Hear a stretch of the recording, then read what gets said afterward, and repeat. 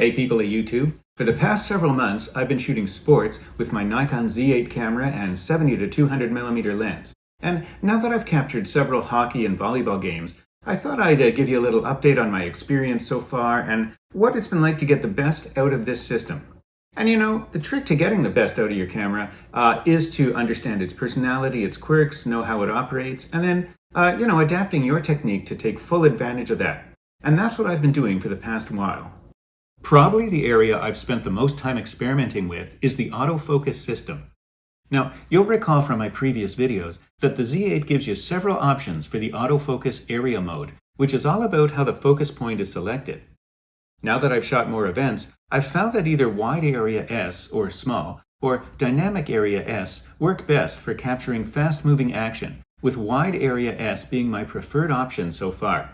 With that setting, the camera is still focusing on the point that I select, but as the name suggests, it's focusing on a slightly wider area, which is good for athletes moving quickly and unpredictably. Dynamic area S is similar, but here the camera uses surrounding focus points to assist if your subject suddenly moves off your main focus point. So that can be good for fast-moving sports too. And I've been using those settings in conjunction with my subject detection set to people, which is a little bit of artificial intelligence helping to focus on a person's eyes even when the action is moving quickly. Of course, the autofocus systems are only part of the equation. You still have to pay attention to the action and be deliberate in your shooting. And both hockey and volleyball have unique challenges. They're both fast and unpredictable, and they both have built-in obstacles, scuffed up arena glass with hockey and a big net with volleyball. And of course, lots of other players passing in front of the subject you might be focusing on. So, in conjunction with all those autofocus settings, I've been steadily getting better at sensing when to press my back button focus to track my subject and when to wait. I'm no stranger to back button focus and recommend that technique for any sports shooter, but there is still a learning curve as I discover how the Z8 performs. And speaking of tracking, the Z8 also gives you an autofocus option called 3D tracking, where you position the focus point over a subject, then press back button focus, and the camera tracks that subject.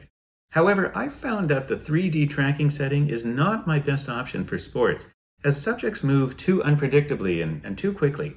But I have used 3D tracking successfully when the subject is moving more predictably and slowly. For example, if someone is traveling in a straight line. So 3D tracking might work well the next time I shoot a fashion show, but it's not my first choice for sports.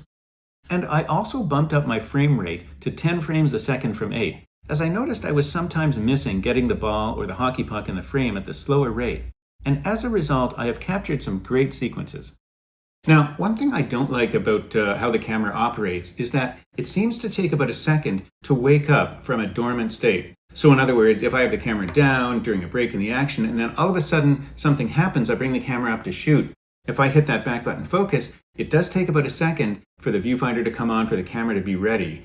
As a result, I've missed, one or two shots, but every shot counts. So I see this as kind of a little quirk that you have to get used to, and I certainly wouldn't want the camera to be on constantly because then it would use up the battery even faster. So what I've been doing as a solution is kind of training myself to, hit that back button focus as I'm bringing the camera up to my eye. So by the time it gets up there, it should be ready to shoot. I haven't found any other solution or way to change this, so if there are other Z8 users out there who have this experience, have other solutions, definitely let me know in the comments. Now, what's next? More sports shooting, definitely, more learning. I'll bring you along on a shoot or two maybe, and we'll see how that goes. In the meantime though, I wish you a happy new year and happy shooting.